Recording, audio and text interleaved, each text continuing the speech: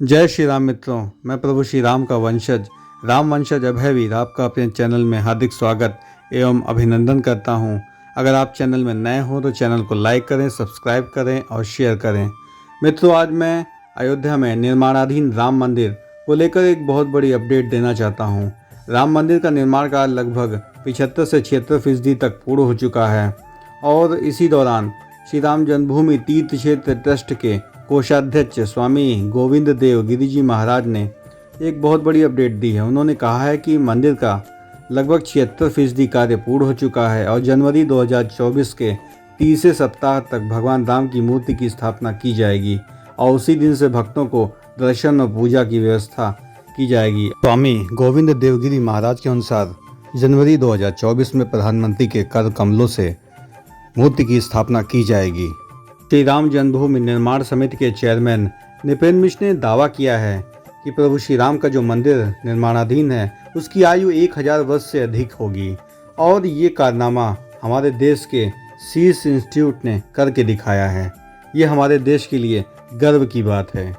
सामान्य तौर पर जो भारतीय मंदिर हैं, चाहे वे उत्तर में हो चाहे दक्षिण में हो, चाहे वे नागर शैली से बने हों चाहे द्रविड़ शैली से और चाहे बेसर शैली से बने हों, लेकिन वे सभी मंदिरों की आयु 700 से 800 वर्ष से अधिक नहीं होती है और इसमें मेंटेनेंस न्यूनतम होने की वजह से इनकी आयु कम होती है। इन्हीं सब बातों को ध्यान में रखते हुए हमारे देश के शीर्ष संस्थानों ने एक कंक्रीट मॉडल तैयार किया और इन संस्थानों में सबसे प्रथम है भारतीय प्रौद्योगिकी संस्थान IIT दिल्ली। इसके बाद है भारतीय प्रौद्योगिकी संस्थान मद्रास IIT मद्रास और साथ ही उत्तर भारत के सर्वोच्च संस्थानों में शामिल IIT कानपुर, जो कि देश के सबसे पुराने संस्थानों में है। और इसके बाद आता है central building research institute Roorkee और अंत में आता है IIT सूरत। इसका भी महत्वपूर्ण योगदान रहा है। इन सभी संस्थानों के साथ L&T, जो कि निर्माणाधीन कंपनी है, लार्सन एंड टूब्रो और टाटा कंसल्टेंट के इंजीनियर के साथ मिलकर यहाँ परीक्षण किया गया और ये निर्णय लिया गया कि नींव बनाने में कहीं भी कोई इशू आया होगा तो इसे हम नोटिस करेंगे। और टेस्ट के बाद पाया गया कि मंदिर के लिए बनाई गई नींव एक राफ्ट फाउंडेशन है और राफ्ट फाउंडेशन तब इस्तेमाल किया जाता है जब भूमि का वजन सहन करने की क्षमता बेहद कम हो और इसे फाइल फाउंडेशन के बदले में भी इस्तेमाल किया जाता है। और राफ्ट फाउंडेशन में इमारत के पूरे भार को ज़मीन के नीचे ट्रांसफ़र कर दिया जाता है और कहने का मतलब है कि बिल्डिंग के पूरे लोड को ज़मीन के नीचे एक बड़े क्षेत्र में फैला दिया जाता है। बड़े ही आश्चर्य का विषय है कि राम मंदिर की नींव 15 मीटर गहरी है और आपको आश्चर्य होगा कि 15 मीटर में तो एक बड़ी सी इमारत खड़ी हो सकती है और इतनी गहरी इसकी नींव तैयार की गई है।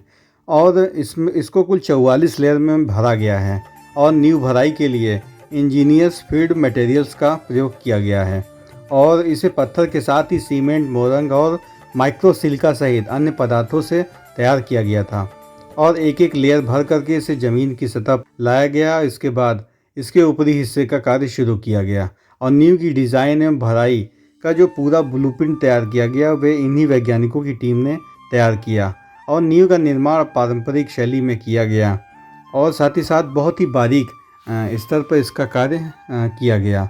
और नींव में प्रयुक्त होने वाले मटेरियल की टेस्टिंग का कार्य देश के नामचीन विशेषज्ञों की देखरेख में हुआ।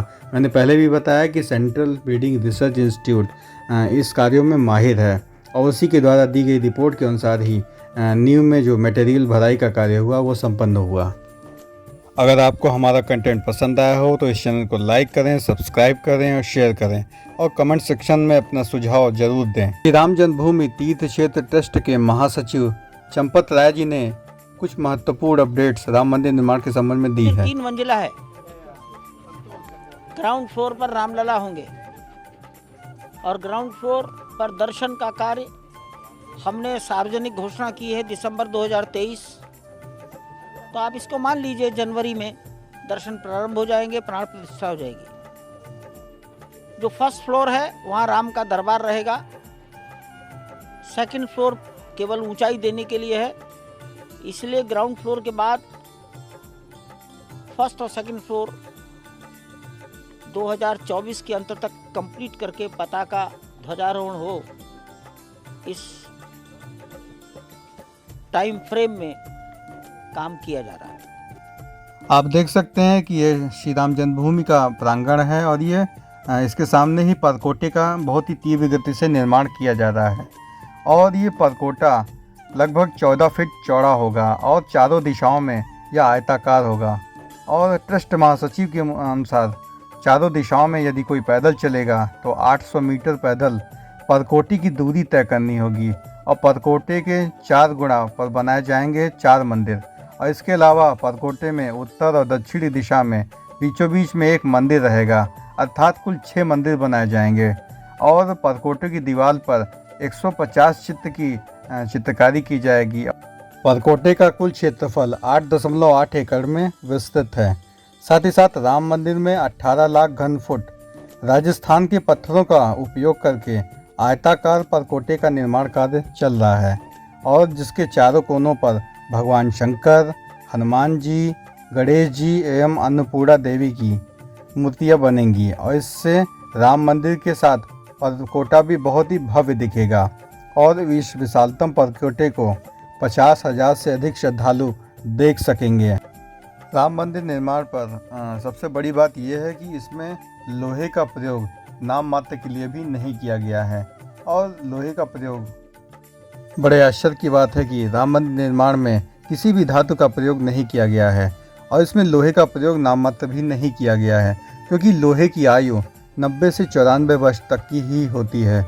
और राम मंदिर की आयु अगर हमें 1000 वर्ष तक इसको करना है तो इसमें लोहे का प्रयोग हमें कतई नहीं करना होगा। किसी भी धातु का प्रयोग वर्जित है।